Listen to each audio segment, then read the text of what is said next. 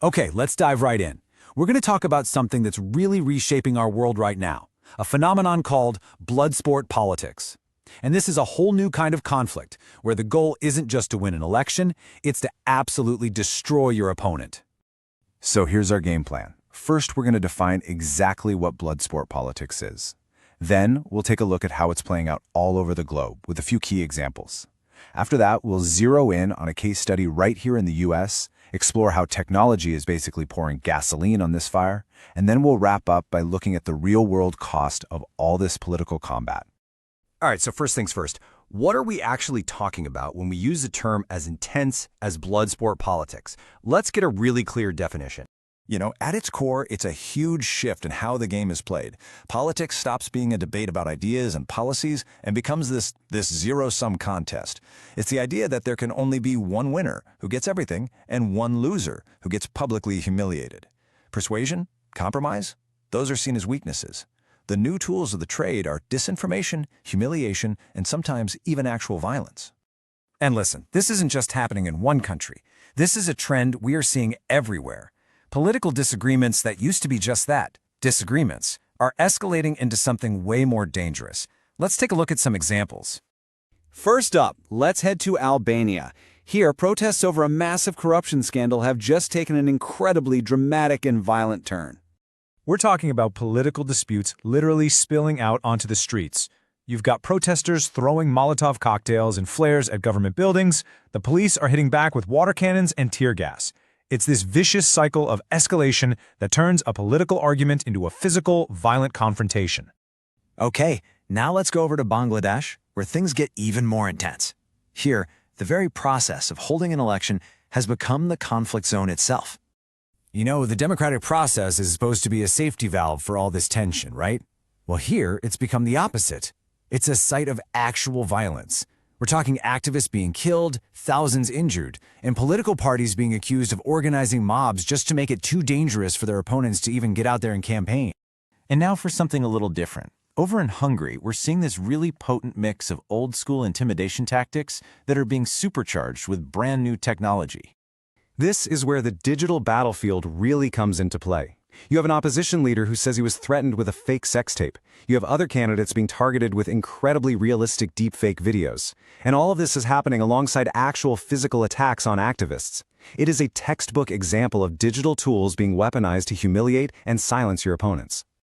Okay, let's bring this all back home and take a closer look at the United States, because these exact same tactics, threats, intense pressure, and political punishment are becoming way more common.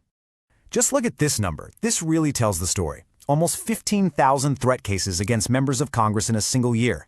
That's a nearly 60% jump in just 1 year. This isn't just people being passionate about politics anymore. This is a rising tide of real menace aimed directly at elected officials. And this whole thing plays out in a couple of different ways. If you look at the experiences of two members of Congress, Marjorie Taylor Greene and Thomas Massie, you can see the two faces of this. You've got threats coming from the outside, from the public, and then you have punishment coming from the inside, from their own party. So take Representative Greene's case. It's a really powerful example. In the past, some of her own social media posts endorsed violence against political rivals. But then, after she had a public disagreement with former President Trump, she reported getting a whole new wave of death threats. And that led her to issue a pretty rare apology for her own role in creating what she called toxic politics. So she's both participated in these tactics and become a target of them.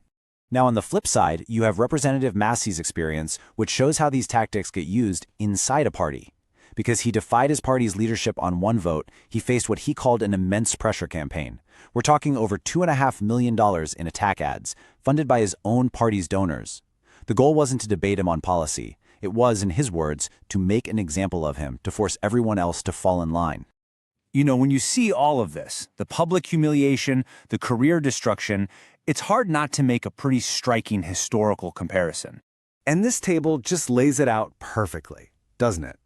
The combat style has changed from swords and shields to viral sound bites and angry tweets. And the stakes have gone from actual life and death to career death and primary challenges. But that core dynamic, it's exactly the same. The audience, which is now all of us on social media, is demanding a spectacle. And in this arena, the performance is often way more important than the policy. So you have to ask, Why now? What is making this style of politics just explode at this moment? Well, a huge piece of the puzzle is the technology we use every single day. Let's be real, social media platforms are a massive driver here. Their algorithms are built for one thing, engagement. And you know what's super engaging? Outrage. So the system rewards the most provocative, the most extreme content. And over time, that normalizes really hostile talk and makes threats feel more, well, acceptable. There's even research that shows that heavy users are more likely to support political violence. The platforms didn't create the anger, but they are absolutely an accelerant. And just when you thought that was bad enough, enter artificial intelligence. AI is taking all of this to a completely new level. First, there's scale. AI can mass-produce misleading content like nothing we've ever seen.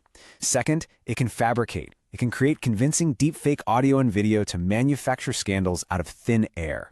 And maybe the most dangerous part is how it confuses us. It creates what's called a liar's dividend, a world so flooded with fakes that real, actual evidence can be easily dismissed as just another fabrication.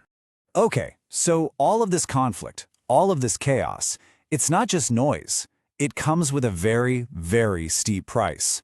So the real question is, what happens to a society when its politics are treated less like a debate and more like a war? Well, the first casualty is trust. I mean, look at this.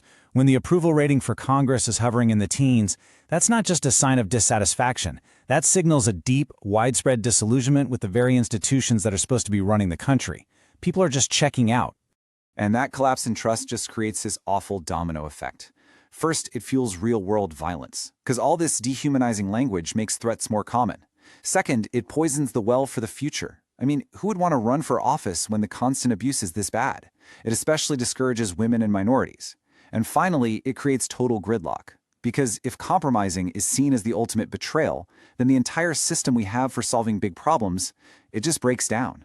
Which leaves us with one final, really critical question to think about. When the goal of politics shifts from persuasion to pure destruction, and the arena starts to look more and more like a battlefield, who is it that truly loses in the end? It's a question worth asking because the answer might just be everyone.